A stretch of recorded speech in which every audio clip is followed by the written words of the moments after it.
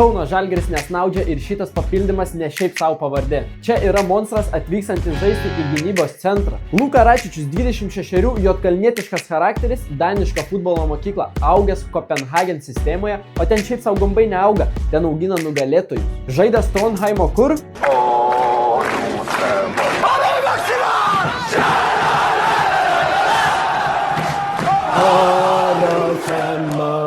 Ragavęs UEFA atrankų, turi patirties Anglijoje su Brentford ir net debiutas Championship'e ir muštas įvartis.